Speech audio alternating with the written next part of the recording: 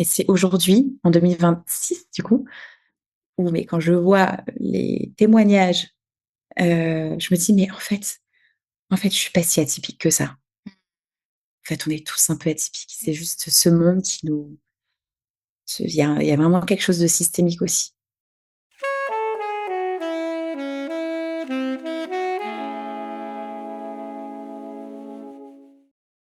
Hello Margot, Hello Tamara! comment vas-tu aujourd'hui? Écoute, aujourd'hui ça va. Ça va bien. La rentrée a été assez laborieuse parce que j'ai complètement coupé pendant les vacances, ce qui m'est pas arrivé, depuis très longtemps et donc là je reprends, tranquillement. Mais écoute, aujourd'hui ça va, je suis comme une gamine de 5 ans quand il se remet à neiger donc c'est cool. Et toi, comment vas-tu?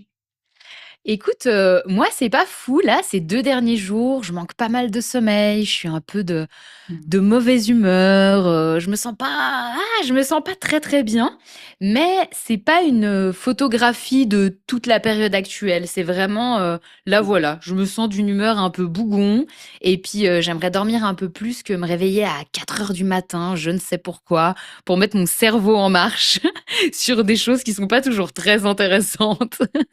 En plus! C'est ça, c'est ça. C'est peut-être la rentrée aussi qui fait cet effet, Ouais. parce que j'ai pas coupé comme toi, mais on a été un peu dans une petite cellule avec mon mari et ma petite, connectés vraiment à des choses très concrètes, voilà, le moment familial très chou. Puis tout d'un coup, bah il y a un peu la rentrée avec on se remet en marche sur des choses, et peut-être que ça vient aussi un peu activer mes différents systèmes. Oui, je vois très bien ce que tu veux dire. Bah, tu vois, j'aime bien prendre la température en début d'année, voir un peu comment les gens se sentent. Et effectivement, il y a 2 tempos différents, mais ce que j'entends, c'est: «J'ai plein de projets, et je sens que ça va être une année excitante». Mais là, du coup, tu sais, difficulté à prioriser, une espèce d'excitation aussi de, voilà, de cette année qui vient. Donc je pense que moi, je me suis autorisée, je vais vous faire une confidence. Lundi, jour de rentrée, je me suis levée à 11 heures. J'ai binge watché Stranger Things et j'ai complètement assumé le truc et je Yeah. me suis dit: «Je sens que j'ai besoin de ça». Et alors que vraiment je suis la première à culpabiliser quand, je fais pas tout ce qu'il y a sur ma to do, je me suis pas toujours autorisé ça, mais de plus en plus, je sens que quand vraiment j'en ai besoin, je le fais, quoi. Super, beau cadeau. Ça, c'est un auto cadeau de De Noël ouf. après les fêtes. Ouais, vraiment, avec la galette. Ouais, c'est vrai. Margot, ton histoire commence très tôt, avant même que tu n'aies les mots pour la raconter. À 2 ans, ton corps apprend déjà la discipline, la surveillance, le contrôle. Le diabète arrive alors que tu es encore une enfant et avec lui cette idée que vivre, ce sera mesuré, ajusté, anticipé.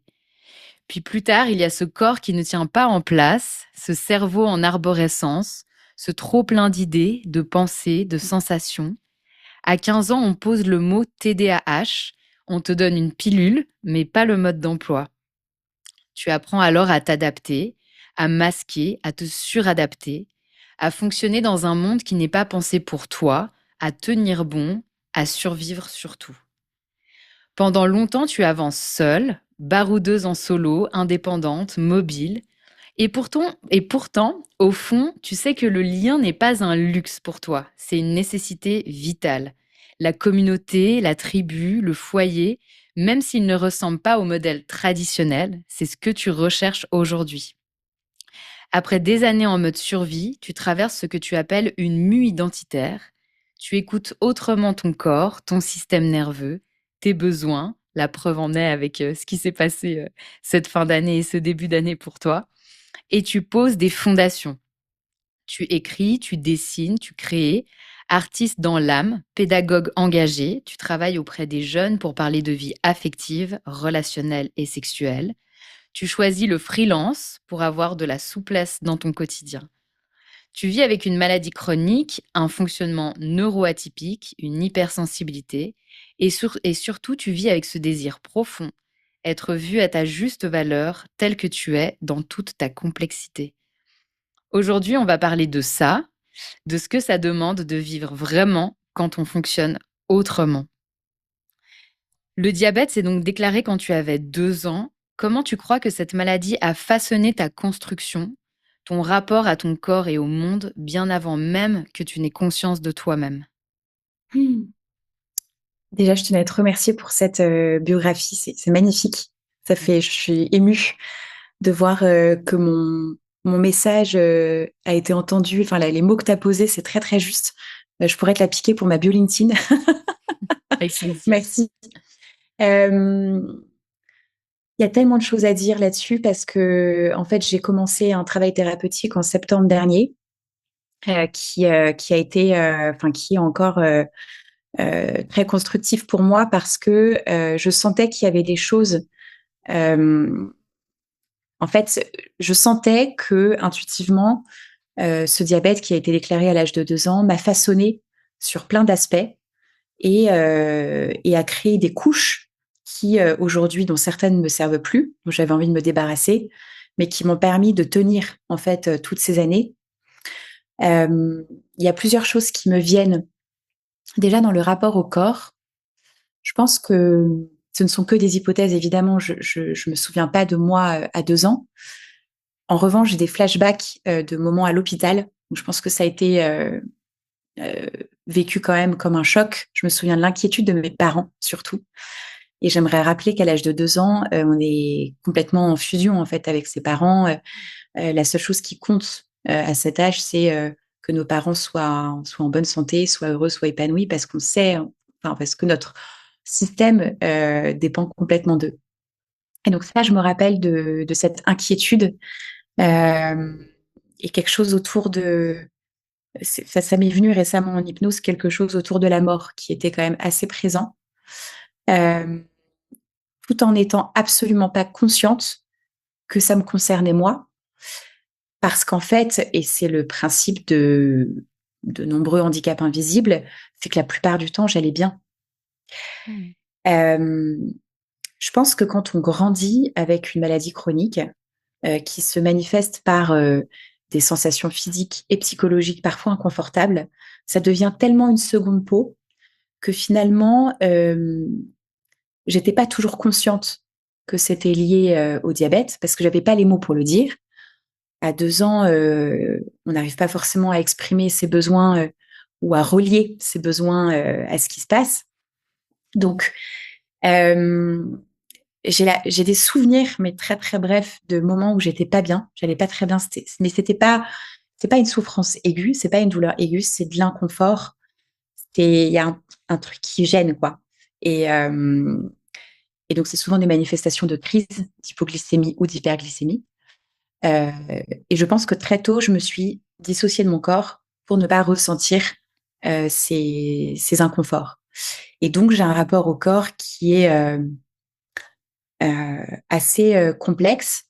Très tôt, en fait, j'ai tout remonté dans ma tête. Donc, j'étais quelqu'un et je suis encore quelqu'un, mais j'y travaille, d'assez cérébral, qui intellectualise beaucoup, euh, qui ressent les choses très fortement et donc, mais qui n'a pas toujours su comment faire de ses émotions des alliés. Et donc, je pense que tout ça, tout ce package, ça fait que, en fait, très rapidement, je me suis dissociée de mon corps, de mes émotions, pour ne pas ressentir finalement la violence de certains symptômes, mais aussi parce que je savais pas faire face, en fait, à 2 ans, à tout ça. Euh, Se dissocier de son corps, ça a énormément de manifestations dans la vie concrète du quotidien. Le corps, c'est ce qui nous ancre dans le réel. C'est notre véhicule. C'est ce qui nous permet d'ancrer nos idées, notre vie dans le temps et l'espace. Et donc, je pense que le fait d'être déconnecté de mon corps, ça m'a en partie déconnecté aussi du temps et de l'espace. J'avais souvent l'impression de manquer d'ancrage, de flouter un peu, d'être beaucoup, de beaucoup me réfugier aussi dans mon imaginaire, dans mon monde intérieur. Euh, et le corps, c'est la matérialité, c'est aussi l'argent, le rapport à l'argent, à l'action, à l'amour, au plaisir. Euh, il y a, voilà, donc c'est à ça que je pense par rapport au corps. Ça a entraîné aussi quelque chose de l'ordre de la transgression. Pendant longtemps, bon déjà j'étais une gamine super espiègle. J'avais toujours envie de faire plein de conneries, de découvrir le monde et d'aller au-delà des interdits. Et c'est en fait, je pense qu'il y a une part de personnalité, mais pour moi j'y vois forcément un lien avec le fait que on m'a privé de manger des choses très très tôt. notamment le sucre, qui est quand même, le sucre, c'est le plaisir, c'est la joie, c'est la gourmandise. Moi, j'étais juste une gamine qui voulait s'amuser. Et voilà, donc ce rapport à la transgression que j'essaye de déconstruire, ou en tout cas aujourd'hui de placer au bon endroit. En fait, ce rapport à la transgression derrière, il y a aussi le jeu, il y a la gourmandise, il y a euh, moi je dis souvent que mon mantra cette année, enfin aujourd'hui et peut-être pour les années à venir, c'est traduire l'invisible en visible. Donc je tire le fil, mais la transgression derrière, si on l'applique à d'autres domaines, il y a aussi la notion de tabou, de ce qui est interdit, de ce qui ne peut pas être vu, de voilà, je pense que ça m'a structurée à plein d'endroits. Il y a quelque chose dans ce tu sais, ce rapport, il y a quand même quelque chose dans le diabète de, littéralement, je sors ma petite pompe à insuline que j'ai baptisée Georgette. Je vous présente Georgette, qui est ma compagne de vie. Alors je l'ai présentée à mes parents, mais on prend pas la douche encore ensemble, hein, c'est chaque chose en son temps. Mais Georgette, elle est connectée à moi tout le temps et et pendant longtemps, j'ai eu l'impression que ma vie tenait sur un fil. J'ai eu vraiment cette sensation de grandir avec une hypervigilance, parce que, ça fait 3 ans que j'ai Georgette. Elle fonctionne avec une intelligence artificielle qui permet de lisser les courbes et d'éviter, les excès, de sucre. Mais avant ça, je devais vraiment surveiller constamment ce que je mangeais, ma glycémie. Donc en fait, il y a c'est comme si j'avais grandi avec une intranquillité et une hypervigilance, hem, qui forcément, donne un autre regard sur la vie et la mort, enfin sur la mort et donc la vie. Hem, donc je pense que tout ça, ce rapport au corps, à la transgression, à la vie, à la mort, ça a provoqué ce truc chez moi, cette urgence de vivre. Cette urgence de vivre, ce besoin de m'engager, me sentir vivante. Et donc j'ai un vrai besoin d'exaltation, qui parfois d'ailleurs a pu friser la mise en danger, parce que j'imagine que le fait de se sentir dissociée, de vouloir se sentir vivante, bah, ça peut amener parfois, à frôler certaines limites. Et donc c'est tout ça que j'ai mis en lumière là en quelques mois et c'est aussi pour ça que je suis heureuse et prête de pouvoir, partager cette expérience Mmh. autour du handicap et je te remercie vraiment Tamara, c'est très, ce moment-là, il est fondateur pour moi, enfin vraiment. Mmh. Comme je disais en introduction, pour toi, il y a vraiment ce besoin vital du lien social, hein, tu le dis, hein, c'est un besoin qui est fondamental. Est-ce que tu penses que enfin, c'est pas tu penses, est-ce que tu as ressenti de la solitude en grandissant en tant qu'enfant avec une maladie, chronique et invisible? Oui, complètement. Complètement, j'aurais tellement de choses à dire par rapport à ça, mais en tout cas, il y a un moment où je me suis questionnée sur, pourquoi. Alors déjà, dans mon travail d'introspection, hem, je me suis interrogée sur ce besoin de lien, sur ce besoin d'appartenir à une tribu, à une communauté, heu et je pense qu'il y a plusieurs explications à ça. Je pense qu'effectivement, j'ai pu ressentir une forme de solitude à porter ça, sachant que pendant très longtemps, je l'ai intériorisé, parce qu'encore une fois, hem, même si j'en avais pas conscience à l'époque, je détestais, inquiéter mes parents, même si parfois, du coup, j'avais des comportements transgressifs, notamment le goûter chez les copines où, je mangeais un petit sucre et je revenais et je savais que j'avais fait quelque chose de mal. Mais, je voulais pas inquiéter mes parents et donc je pense que j'ai beaucoup, beaucoup intériorisé et gardé, certaines choses pour moi pour rassurer mes parents, même quand ça n'allait pas. Ça fait quelques années maintenant que, je fais ce travail de dire les choses quand ça va pas. Mais du coup, forcément, à un moment donné, j'ai pu ressentir cette solitude. Je pense aussi que ce soit lié au TDAH ou au fait d'être très sensible ou que sais-je, mais en tout cas, je me suis quand même très tôt sentie, différente. Différente, de mes pairs, différente de, hem, ouais, de de ma génération. Je sentais que j'étais différente de mes frères aussi, différente de ma famille. Euh, et donc, quelle que soit la raison, c'est un sentiment effectivement que j'ai porté longtemps et qui a généré cette sensation de comme si j'étais pas née à la bonne époque, tu vois, ou au bon endroit, ou et que quelque part, ben il y a des gens et il y a des projets qui m'attendent. Mais en fait, adolescente, je me sentais assez seule.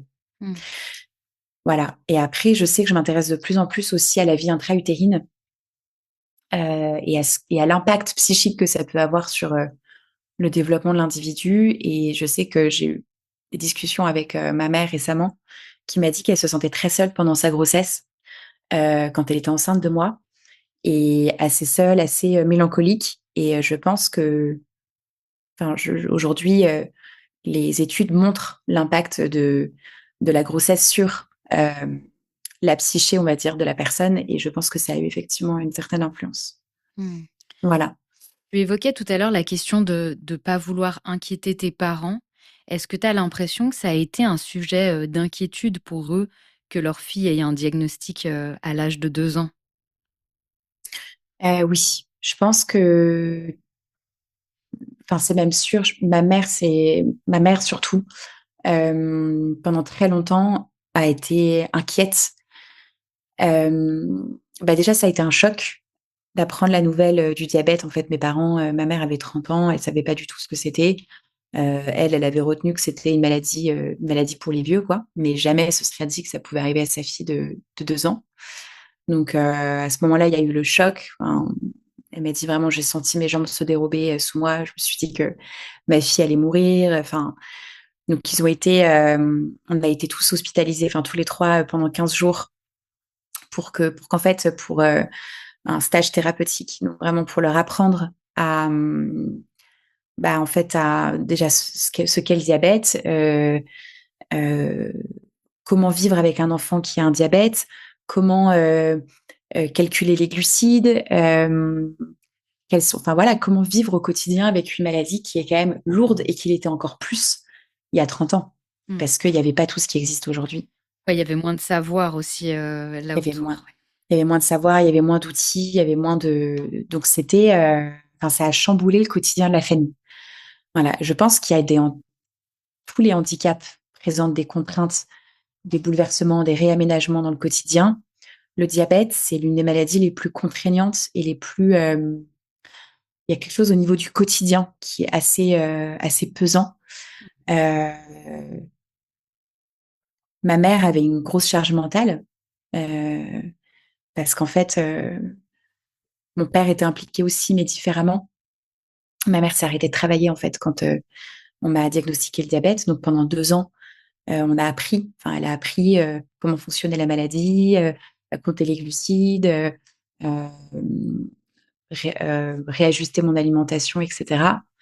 Euh, et elle s'est battue aussi pour qu'à l'école, j'ai les mêmes droits que tout le monde, parce que la directrice de l'école primaire de l'époque refusait que je parte tu sais, comment on appelle ça En en quoi? truc, en camp. Et, euh, et elle, ma mère, c'est du genre, comment elle s'appelle? C'est une justicière, tu vois. Donc, du coup, jamais ma fille Mhm. ne sera privée des mêmes droits que tout le monde. Et du coup, Ouais. elle était prête à taper un scandale pour que j'ai le quotidien le plus normal possible. Et je lui suis extrêmement reconnaissante parce que je sais que ça a été lourd pour elle. Et il se trouve que la vie a mis sur mon chemin euh, des mamans de jeunes diabétiques qui m'ont aussi parlé de leur relation avec leur enfant, de leur combat au quotidien, et notamment une qui est devenue une très bonne amie, mais qui a quasiment l'âge de ma mère. Et en fait, elle est incroyable cette relation parce qu'en fait, je vois à travers elle ce que ma mère a pu vivre Mm. euh, et les difficultés à se détacher au moment de l'adolescence. Parce qu'en fait, il faut se dire que, donc moi j'avais 2 ans, je pense que j'ai grandi à un moment donné avec cette idée que ma mère, c'était aussi mon infirmière, que sans ma mère, je ne pouvais pas survivre. Mhm. Donc, très rapidement, mes parents ont mis en place un système pour qu'à l'âge de 8 ans, je puisse faire mes injections toute seule, pour que je gagne en fait en autonomie sur ma maladie. Mais, mais en fait, tu sais, il y a un peu ce truc on a traversé tout ça ensemble, ça a façonné notre quotidien et j'ai beaucoup d'empathie pour les parents qui, au moment de l'adolescence, au moment où ton enfant grandit, Mmh. bah, en fait, ça a pris tellement de place dans ta vie que c'est aussi difficile de lâcher, une part de ton identité, une part de ton enfant, de se dire: «Ça va aller maintenant», en fait. Parce que le cerveau et le système s'est tellement habitué à être là, à être en soutien. Et moi, enfin, ma mère et moi, on est passé par énormément de phases dans notre relation, de la fusion, à la colère, c'était amour-haine. Ça a été amour-haine pendant toute l'adolescence, parce que j'en pouvais plus qu'elle était sur mon dos. En même temps, j'étais pas non plus hyper responsable, donc enfin, c'est comme si finalement on n'arrivait pas à se détacher l'une de l'autre. Et en fait, ça nous a demandé un travail sur nous et beaucoup de discussions pour, se dire, en fait, quels sont aussi les bénéfices secondaires l'une et l'autre de ne Mmh. pas se lâcher. Mmh. Ouais, ouais. Voilà. Et moi, mon enjeu, ça a été de me dire qu'au fond, j'ai toujours eu cette nature très intrépide, hyper aventurière, même pas peur, mais que quand tu as grandi dans le regard inquiet et angoissé d'une mère qui elle-même a ses propres angoisses sur lesquelles, elle a pas forcément travaillé, parce qu'en plus ma mère, je pense, c'est quelqu'un d'une nature anxieuse, bah, en fait, c'est arriver à se détacher de ça et de se dire: «Je ne suis pas, je ne suis pas les je ne corresponds pas aux limitations qu'on m'a imposées». Mmh. Voilà. Moi, il y a un mot qui me vient, c'est vraiment, la notion de responsabilité. Mmh. Je fais de la projection, hein, totale, mais j'ai une fille de 2 ans qui a des allergies, gluten et produits laitiers et en fait, à l'âge de 2 ans, on lui demande quelque part de déjà saisir cet aspect-là. C'est-à-dire que tous les jours quand elle va à la crèche, elle a son doggy bag, qui vient remplacer les menus. Quand on va chez les gens et elle veut du pain parce qu'il y en a sur la table, il faut lui dire: «Non Billy, tu sais que le pain, ça te fait mal au ventre, c'est pas bon pour toi». On doit lui donner quelque chose de remplacement alors que tous les autres autour de cette table vont manger ce pain et il y a vraiment quelque chose, qui me touche, qu'il y ait des parents qui soient englobants ou pas, sur cette question de responsabilité et à la fois de je sens depuis toute petite qu'il y a une différence entre le monde et moi, en tout cas, Mmh. la norme, disons. Et je me demande quand même comment, on se construit parce qu'il y a à la fois, je pense, cet aspect où, comme tu dis, ça devient une seconde peau. En fait, c'est là, c'est son quotidien, c'est habituel. Même quand on voit des fois des personnes, et je me prends dedans, qui ont des problématiques depuis tout petit, puis en fait, qui savaient même pas que c'était une problématique tellement c'était leur norme Ouais. et en même temps, comme une sorte de ressenti, d'intuition de ça peut se passer différemment chez les autres ou pour les autres. Et voilà, il y a ce mot de responsabilité qui me vient et je sais pas si chez toi il résonne quelque part dans tout ce que tu as pu traverser, avec le diabète. Ah si, complètement. C'est marrant parce que c'est vraiment un mot qui me donnait des frissons pendant très longtemps. Je pense que pendant des années, j'étais dans une forme de rejet, de rébellion, de colère, en fait, heu, donc vis-à-vis de mes parents qui, pour moi, avaient projeté leur peur et du coup, heu, enfin, c'est comme ça que je l'ai vu à l'adolescence, me conditionnait ou m'empêchait d'aller vers qui je suis vraiment, mais en fait, ce n'était que, de la peur, de l'incompréhension, enfin, mes parents sont, enfin, évidemment pas infaillibles et ils ont tellement fait de leur mieux, ils ont été extraordinaires à tout point de vue. Mais je trouve qu'il y a un manque d'accompagnement aussi sur, on va dire, l'éducation thérapeutique vis-à-vis des enfants et des ados. Hem, sur c'est quoi finalement être, un ou une ado avec, une maladie aussi contraignante. Tu vois, jamais on m'a parlé par exemple de l'influence, du diabète sur, les règles, sur la sexualité, sur tout ça. Et donc, tu vois, je fais le lien avec ce qu'on disait sur la déconnexion au corps.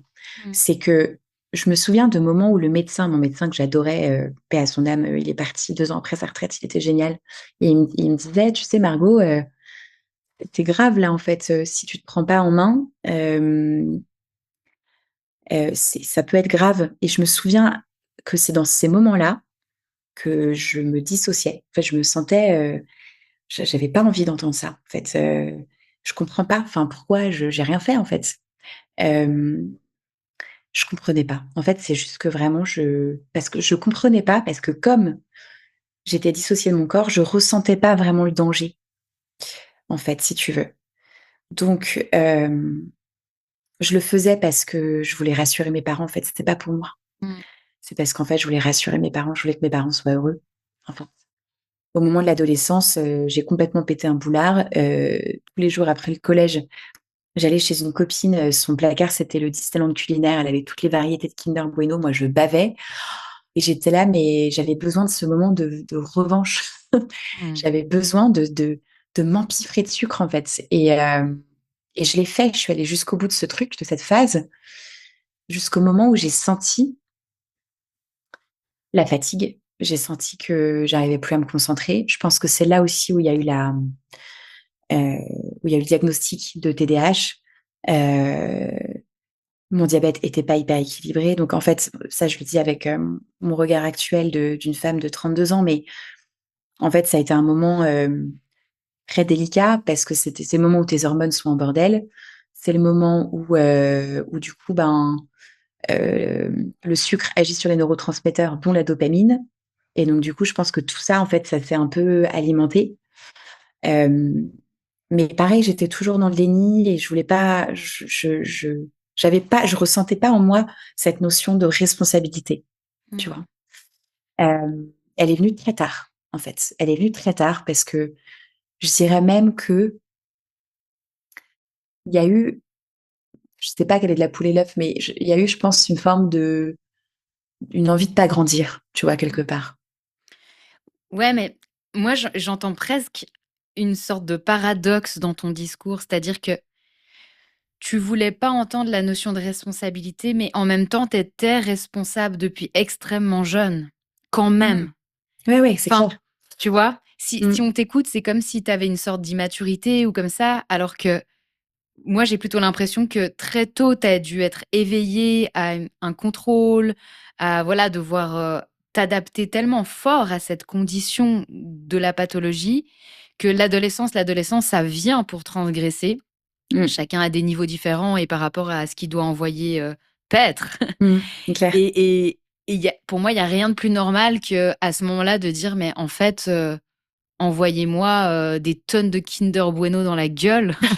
Parce que ça fait 15 ans qu'en fait, je suis dans la restriction et que, je me tape des goûters, d'anniversaire avec d'autres enfants où je peux pas manger de sucre, à la cantine, je peux pas prendre le dessert. Enfin, donc ouais, moi, j'ai l'impression que ça a été une énorme responsabilité et puis il y a un moment, de dire, YOLO. Je, je pense au tout premier épisode de podcast que j'ai enregistré avec, Justine sur la spondylarthrite ankylosante, qui explique qu'elle avait justement aussi dû être, beaucoup dans le contrôle par rapport à l'inflammation de son corps Ouais. et qu'en fait, à 18 ans, elle était en mode, «Vas-y, en fait, j'ai juste envie de sortir, de boire des verres, de bouffer de la merde» et de dire: «En fait, j'en peux plus». Déjà, c'est quelque chose d'assez, j'ai envie de dire assez basique pour tout adolescent, Mmh. mais d'autant plus si tu as dû, Merci. Oh, non, mais être merci, sans cesse dans la restriction. en fait, merci, c'est génial ce que tu dis là, parce que justement en thérapie, je bosse énormément sur la culpabilité. Hem, en fait, je pense que la notion de culpabilité, elle est centrale. Moi, dans mon parcours, je me sens très vite coupable pour tout. Hem, je pense qu'il y a déjà le fait de se dire: «Putain, j'ai quand même ma vie entre les mains» et depuis l'âge de 2 ans et c'est ce que tu Ouais. dis.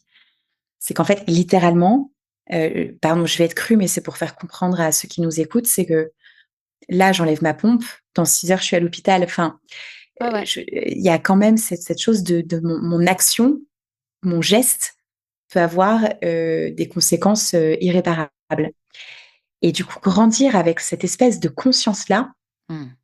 mais et merci de le dire, de le rappeler. C'est tu vois, mon cerveau, ça va, je vais l'éduquer à ça, mais grandir avec ça, ça fait qu'il y a un moment où tu as juste besoin, mais de tout envoyer valser, quoi et Ouais. de dire: «Mais je vais péter un coup là et en fait, on va juste kiffer» et donc c'est quelque chose que mes potes, mes proches savent très bien. C'est que j'ai cette espèce des moments de grain de folie, tu vois, de fulgurance, où je vais avoir besoin de tout plaquer et je sais pas, et de danser et de déconner et de rire. En fait, j'ai besoin depuis petite de ces bulles de respiration. Et Mmh. je pense qu'elles viennent de là. Tout comme j'ai besoin d'avoir un peu par moment des trucs où je plaque tout.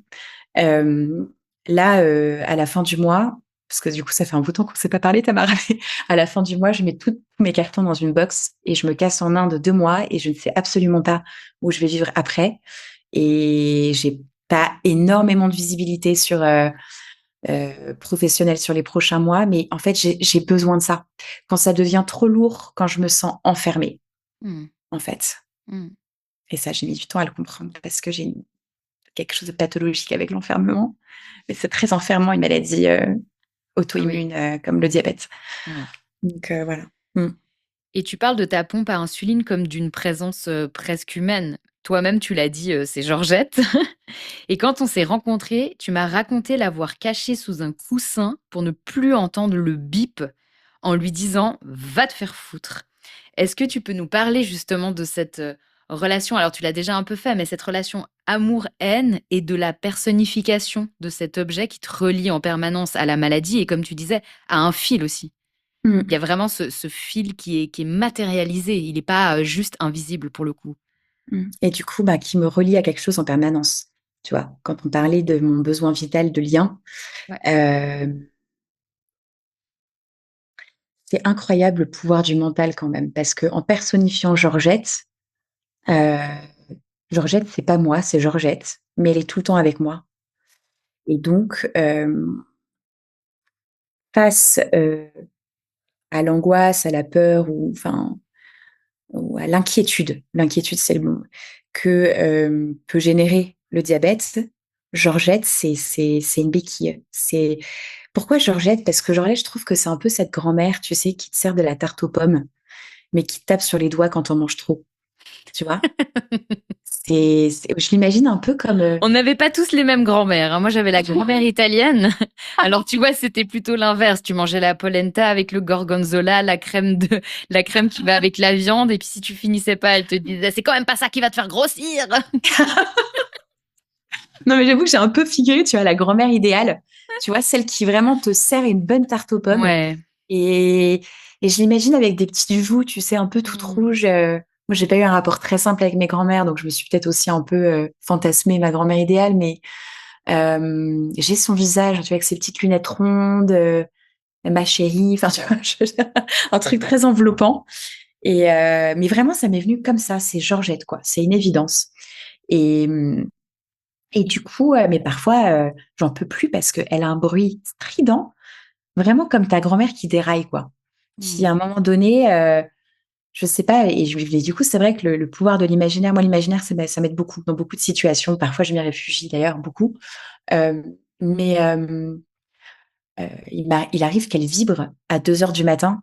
Non, supposons, il est minuit, tu commences à t'endormir profondément et là, elle vibre pour te dire, en fait, que le niveau de sucre augmente et il y a aucun moyen de la faire taire ou de faire baisser, en fait, la le bruit Ah de ouais. la vibration et du coup, en fait, il y a un moment, mais enfin, tu sais, en plus, moi qui suis une hypersensible, du coup, enfin, tu sais, parfois, j'ai vraiment besoin de silence complet, en fait. Et du coup, bah, il y a un moment vraiment, mais en pleine nuit, genre la folle, quoi, je me dis: «Mais ta gueule!» vraiment, comme si elle allait se taire, tu vois? Mais ça me fait du bien. En fait, c'est une façon de dire aussi: «Là, j'ai besoin de ne pas me sentir diabétique pendant 2 3 heures ou juste une nuit» et et donc il y a aucun moyen de la faire taire ou de voilà, ou de ne pas entendre ce bruit. Donc et à chaque fois, les moments où je me dis: «Mais en fait, ça sert à rien de lui hurler dessus, ou de crier ton impuissance, ça fait du bien». Mais du coup, il y a une forme d'abandon Mmh. qui suit, où je me dis: «Bon, bah, voilà, OK», ça me pousse à penser à des choses, apaisantes et à me réconcilier avec elle, à chaque fois un peu plus, quoi. Mmh. C'est elle qu'on entend vibrer d'ailleurs? On entend vibrer quelque chose parce que mon casque est anti-bruit, je crois. On entend de temps en temps vibrer quelque chose et je me Ah suis oui, c'est demandé si elle. c'était Georgette. C'est Georginette. Hem, je cherche mes mots. Ton quotidien, donc il a été traversé et il est traversé aussi par des émotions qui sont contrastées et très souvent liées aussi à ces courbes de Mmh. glycémie. Comment tu fais pour pas te réduire à ces chiffres, à ces bons ou mauvais résultats et pour ne pas te parler à toi-même comme justement une enfant fautive? Parce que c'est vrai qu'on imagine assez bien ce petit bip qui vient toujours dire, «Erreur, erreur, tu encore fauté» Ouais, et où tu peux pas juste prendre un plaisir simple de te faire une boulimie de plaques de chocolat sans que ça aille un impact, en fait. complètement. Écoute, tout ça, c'est très nouveau, donc je vais peut-être chercher mes mots parce qu'il y a eu un vrai shift il y a un mois où, pas mal de choses se sont enchaînées, où j'ai décidé de lâcher mon appart, du coup, de partir en Inde. J'ai pris une vraie décision de prendre soin de moi et de m'aimer, en fait. J'ai rien de plus à ajouter. Il y a un moment, je me suis dit: «Mais» où j'ai vraiment, vraiment senti pour la première fois, de l'autocompassion. Hem, Tu vois, heu, l'autocompassion, c'est vraiment la première étape, je pense, pour avoir une relation apaisée avec soi et guérir. Je savais intellectuellement que j'avais envie de ressentir ça, mais intérieurement, j'ai je me punissais encore beaucoup, j'étais encore beaucoup dans un dialogue intérieur critique et en fait, vraiment, il y a un moment où j'ai pris une décision. À la fin de l'année, je me suis dit: «En fait, je n'en peux plus de me parler comme ça. Je veux me déconditionner à penser comme ça. Stop, en fait. Je ne mérite pas de me parler comme ça» et et du coup, c'est marrant, hier, j'étais avec ma cousine justement et elle avait fait une super quiche et là, il y a Georgette qui monte, en flèche et je regarde et tout et ma cousine s'inquiète, elle dit: «Ça va?» et tout. Je dis: «Tu sais, des pics de glycémie, j'en aurai encore». Heu, enfin, c'est comme ce que tu disais sur la to-do tout à l'heure, ça s'arrêtera pas. Donc en fait, il y a un moment, soit en fait, je fais un pas de côté et je change mon regard sur la situation, soit je me laisse à chaque fois, atteindre et saper le moral, par ces variations. Et Mmh. tu vois, moi, il y a un truc qui est hyper important pour moi, notamment par mon parcours, c'est l'autonomie et la liberté. Et en fait, je me fais cette promesse de cheminer de jour en jour un peu plus vers la liberté intérieure et pour moi, ça passe par, ne pas me laisser conditionner ou influencer par justement ces chiffres, ces courbes, voilà quoi. Et et comme le corps et l'esprit sont reliés, bah, je sais aussi que si j'entraîne mon esprit à voir le positif, à penser, à moi de façon bienveillante et dans l'autocompassion, ben, j'ai la conviction que ça n ça ça n'empi enfin, ça apaisera les choses, en tout cas, ça ne pourra pas, les empirer. Mmh. Voilà, donc voilà, je sais au maximum essayer d'être douce avec moi-même et par contre d'être juste en me disant: «Bah, OK, typique, hier, je me suis fait une part de galette des rois, c'est mon gâteau préféré.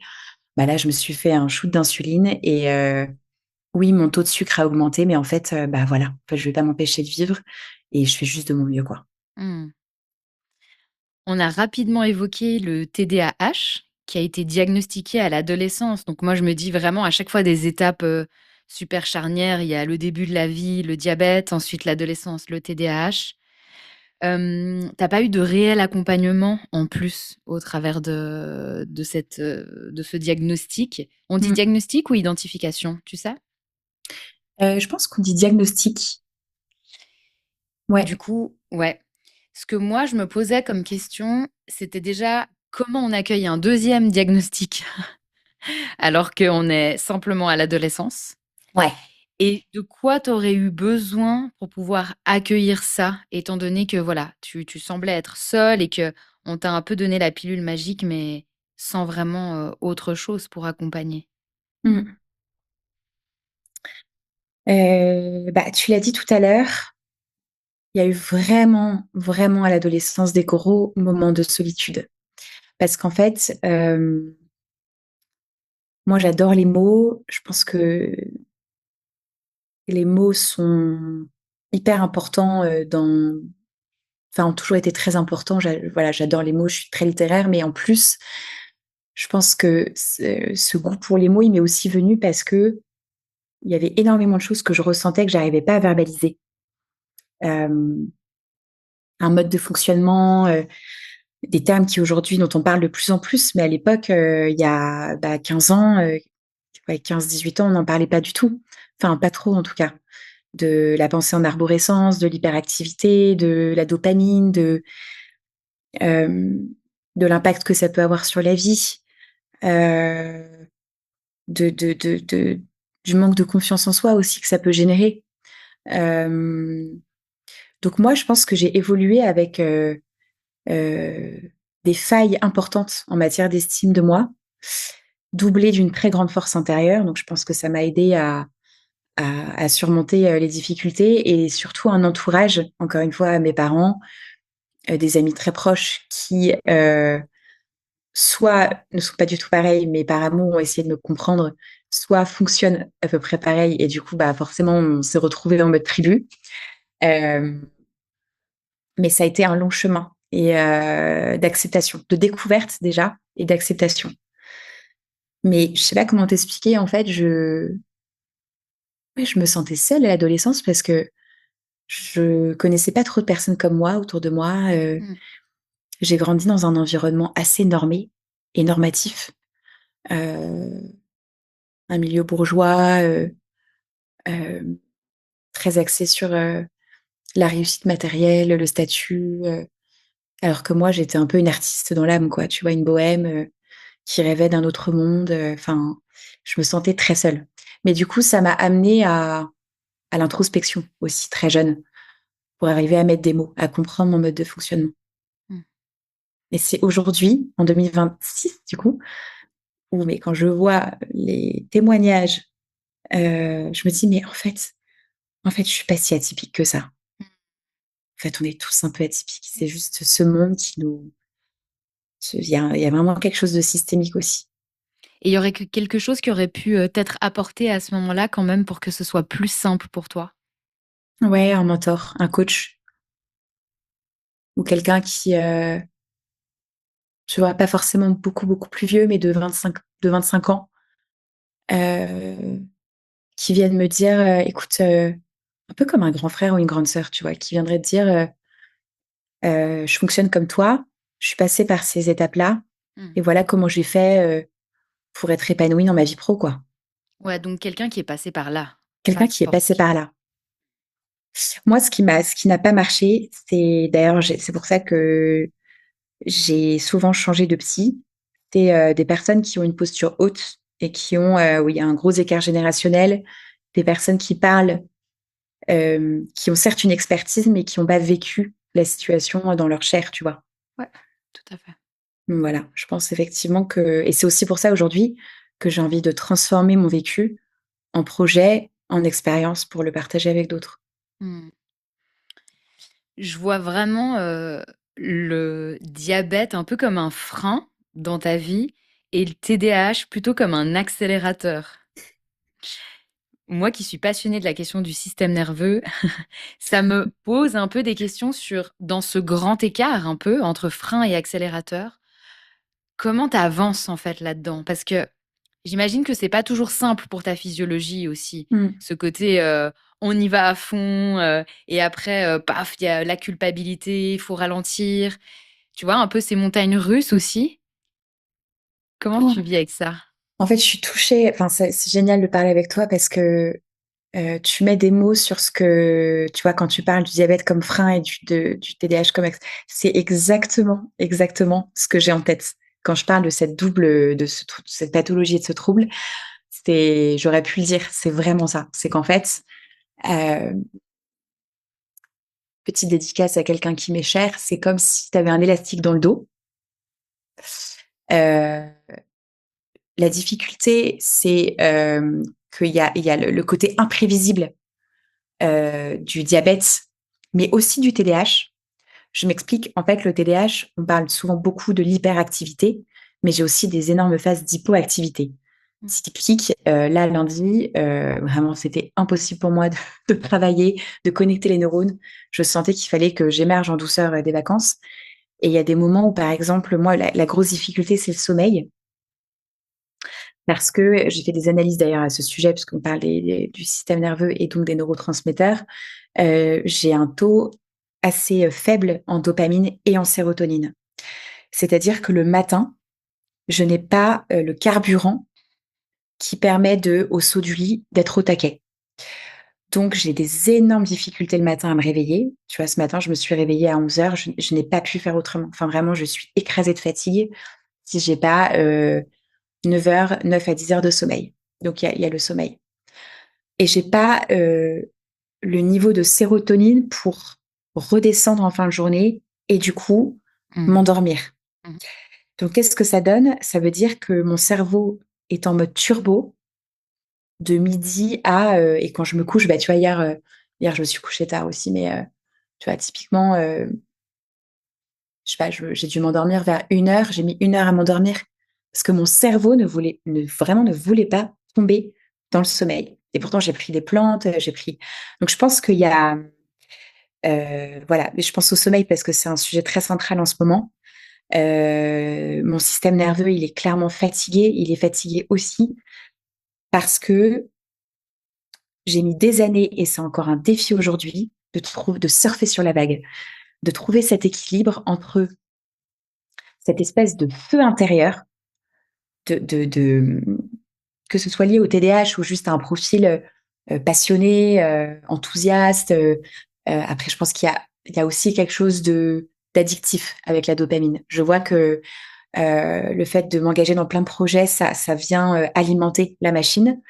Hem et la fatigue physique et nerveuse, tu vois?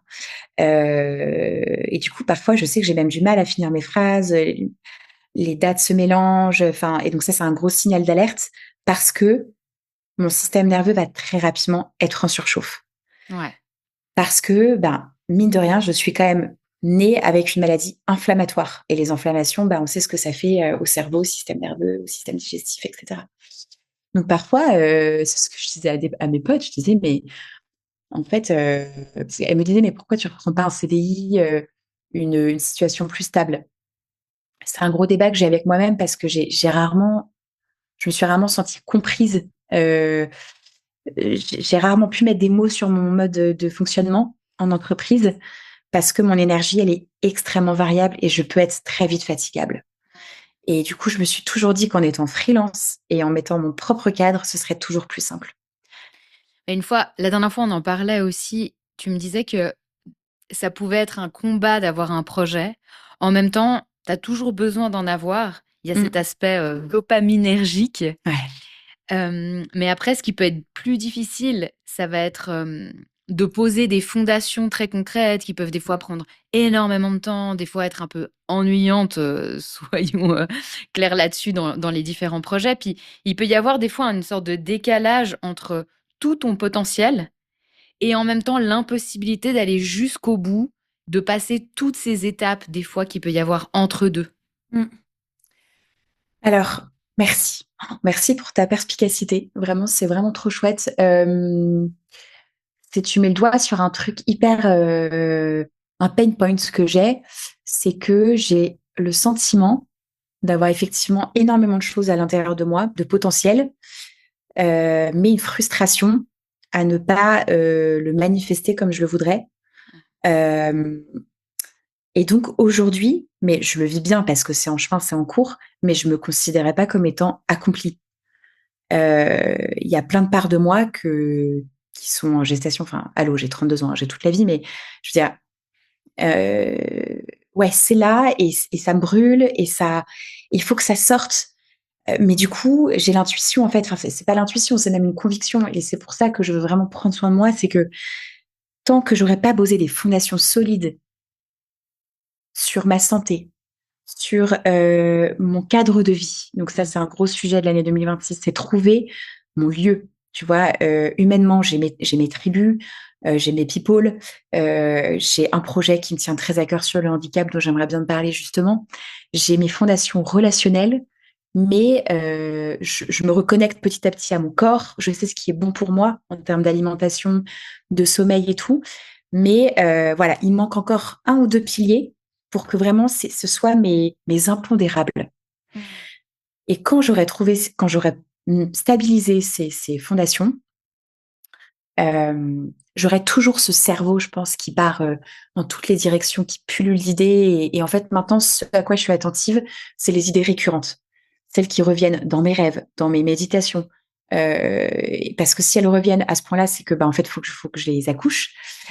Je pense que je fais partie de ces personnes qui sont aussi excellentes dans l'idéation, dans la créativité.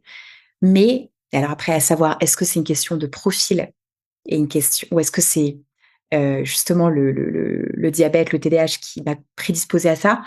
Mais enfin, je suis moins douée, je pense, pour tout ce qui va être, porter un projet sur la durée. Mais ça aussi, pareil, je veux pas que ce soit une croyance ou quelque chose de confortable dans lequel je m'installe.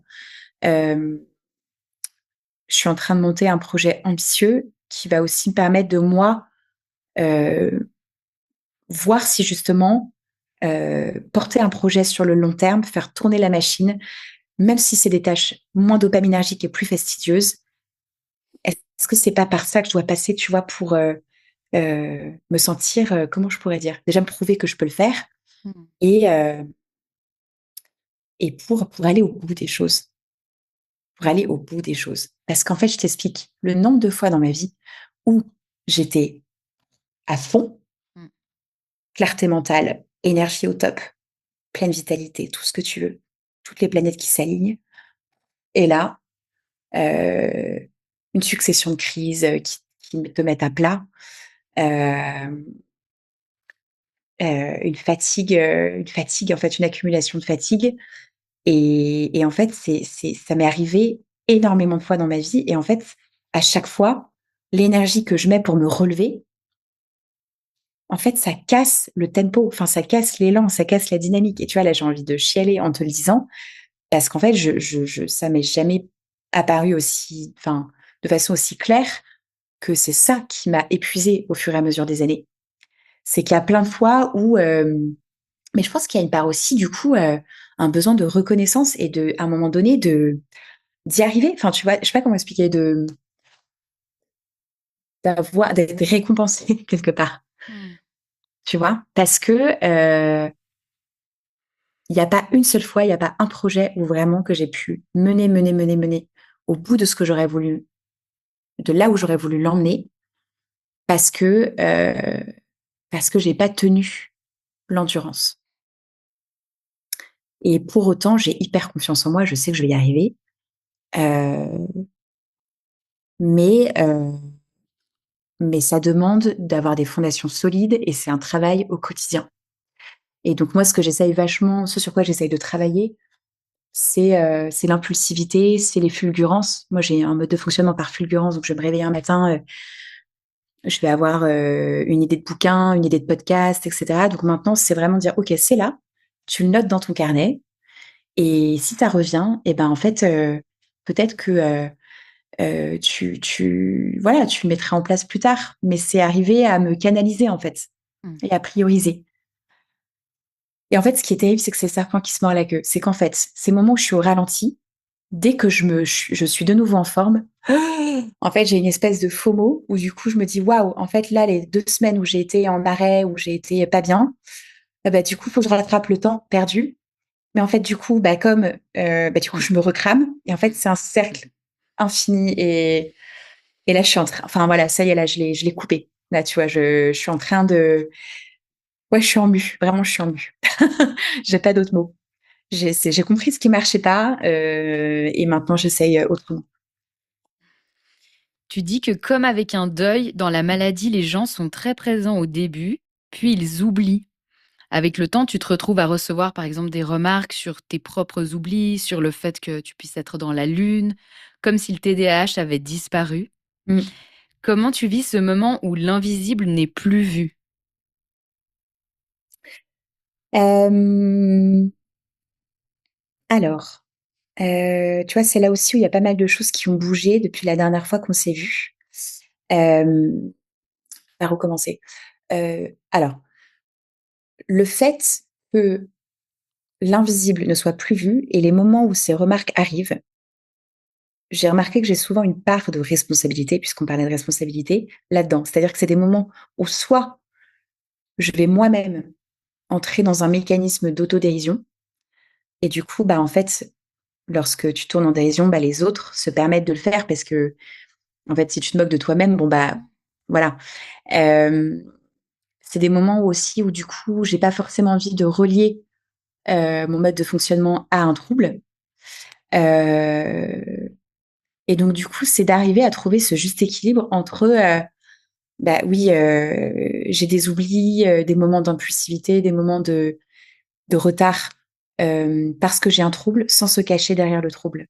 Et ça, c'est un message que j'aimerais faire passer, heu, aux autres qui m'écoutent et qui se sentent concernés. C'est la difficulté du handicap invisible, quand ça a façonné ta personnalité à ce point-là, c'est d'avoir une honnêteté radicale vis-à-vis de soi-même et des autres et d'essayer de se dire, ben, tout en étant évidemment doux avec soi-même, mais essayer de se dire: «OK, est-ce que, là, c'est lié à un trouble et qu'est-ce qui a fait que je me suis mis dans une situation de retard? Et comment je peux arriver à le communiquer aux autres sans se trouver des excuses, sans se cacher derrière une étiquette?» Mmh. Voilà. Et du coup, moi maintenant ce que je fais, c'est je fais: «Écoute, je suis désolée, là, c'est un peu dur. Là, je suis fatiguée. Là, je tout se mélange». Donc maintenant, je préviens aussi mes amis, mes proches, mon réseau professionnel. Hem, il s'est passé beaucoup de choses ces derniers mois où, je suis partie vivre, par exemple, une semaine chez une amie proche et elle a été très émue. Elle m'a dit: «Je ne savais pas ce que tu vivais de tout ce temps, en fait. En fait, je mesure, en vivant au quotidien avec toi, la la fatigabilité», parce que c'est pas la fatigue, mais c'est plutôt la rapidité avec laquelle la fatigue peut s'installer. Je mesure la charge mentale aussi. Il y a plein de choses dont elle a pris conscience et si tu veux, ça m'a renvoyée à ma propre responsabilité d'éduquer les gens et d'en parler, autour de moi, Mmh. si tu veux. Voilà. Après, mes amis sont j'ai la chance d'avoir des amis qui ont quand même une intelligence émotionnelle, assez développée et qui savent, les moments où parce qu'ils me connaissent très bien et ils savent les moments où je me planque un peu, les moments où ouais, où je m'en sers comme excuse, les moments parce que ça arrive, c'est humain et parfois, bah, ça c'est le cerveau mon cerveau, il prend des raccourcis, mais et les moments où vraiment, bon, bah, c'est pas facile et du coup, ces derniers temps, j'ai jamais ressenti autant de soutien et de réflexion sur, bah, comment on peut t'aider, comment tu peux t'aider à vivre bien avec ça. Et c'est parce que j'ai arrêté aussi de tourner ces sujets en dérision et de les aborder avec légèreté et que ça se sent, en fait. Enfin, quand j'arrive épuisée, quand j'arrive et je suis, anxieuse et pas bien, ben, maintenant je le cache plus, en fait, alors qu'avant je le cachais. Mmh. Tu visibilises. Je visibilise, exactement. Je te remercie aussi, pour le message que tu fais passer aux personnes qui vivent, avec une maladie invisible et du coup, j'ai envie de te demander quel message tu ferais passer à l'entourage des personnes qui sont avec ces maladies? Je pense que vraiment le 1er message, ce serait, si vous pouvez, essayer de vous informer au maximum sur le handicap, dont souffre la le votre ami ou personne proche. Hem, ce serait un acte d'amour, quoi. Mmh. Pourquoi je dis ça? Pourquoi s'informer? Parce que, encore une fois, tu sais, on revient sur le fait que le handicap invisible, notamment quand on a grandi avec, c'est une seconde peau. Moi, ça m'a mis énormément de temps pour me rendre compte qu'en fait, ma réalité, la réalité que vivent les autres, n'est pas celle que je vis et qu'en fait, il y a plein d'aspects de ma personnalité, de ma construction psychique qui sont liés à, justement, ce handicap. Donc parfois, c'est tellement difficile pour soi de démêler les informations et de les verbaliser, de les communiquer, hem, que le meilleur cadeau que vous puissiez faire, je pense, c'est de vous informer, de ne pas attendre forcément que ça vienne de cette personne-là. Voilà et il y a rien de plus enfin moi vraiment là, en l'espace de quelques semaines, moi, parce qu'il y a plein de choses qui se libèrent et en quelques mois, il y a plein de parties de mon être qui ont été réparées par le fait d'être vue dans ce que je traverse. Parce que je sais pas, je pense que c'est aussi parce qu'on en parle de plus en plus ou qu'il y a une plus grande maturité émotionnelle aussi. Peut-être, je pense à mes amis d'enfance, heu, à ma famille aussi bah, les gens évoluent, les mentalités évoluent donc je saurais pas trop dire ce qui s'est passé, mais en tout cas, c'est comme si d'un coup, je me suis sentie, vue dans ce que je vivais. Donc voilà, faire ce travail de s'informer et ne pas hésiter à dire, comment tu vas vraiment. Mmh.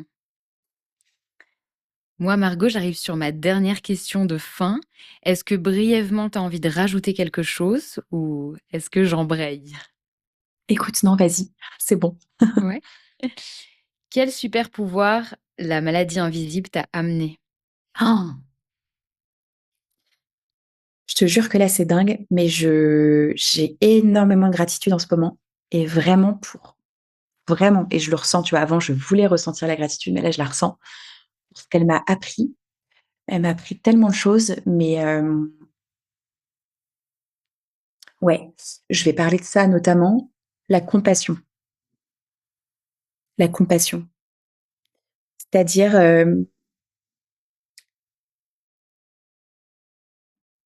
la capacité à, ouais, à entrer en compassion avec ceux qui souffrent, même si de prime abord, ces personnes par exemple, hein, je prends un exemple, mais semblent détestables ou il pourrait y avoir des premiers jugements, tu vois, qui viennent, je vais avoir toujours ce truc de: «On ne sait jamais ce que l'autre, traverse en silence» Mmh. et je pense que ouais, je me permets du coup d'ajouter un deuxième pouvoir, mais je pense qu'il y a vraiment aussi cette capacité à questionner, le visible et ce qu'on voit des gens et donc du coup, bah, de cette capacité à voir à travers les situations, les gens, heu et c'est un super pouvoir que j'utilise beaucoup dans mon activité actuelle, tu vois? De voir à travers les autres, de voir le potentiel caché, de voir l'invisible, en fait, derrière ce qui apparaît en surface. Voilà. Excuse-moi, Tamara, je t'ai dit que j'avais rien à ajouter, mais en fait, je voulais juste, dire 2 mots sur l'association, du coup, que je porte, Mmh. parce qu'en fait, on est pile dans le sujet. Heu, Aujourd'hui, on n'a pas de site internet, mais je te donnerai les liens quand le site il est en cours de développement. Mais donc Autrement Capable, c'est un projet qui accompagne les jeunes qui sont en situation de handicap cognitif et mental à trouver leur place professionnelle. Et si tu veux, aujourd'hui, il y a des dispositifs qui existent, mais peu vont vraiment partir du jeune avec, ses centres d'intérêt, avec, peu vont partir de lui, en fait, ou d'elle. Mmh. On va beaucoup décider pour eux ou elles. Et du coup, tu auras compris à l'issue de cette interview à quel point l'autodétermination et l'autonomie, c'est des choses qui sont importantes pour moi. Et donc nous, notre projet, c'est d'accompagner, ces jeunes à un maximum d'autonomie et heu et d'autodétermination dans leur vie. Super, j'ai hâte Voilà. de voir ça. Merci beaucoup, Margot. Merci à toi, Tamara. À bientôt. À bientôt. Merci beaucoup.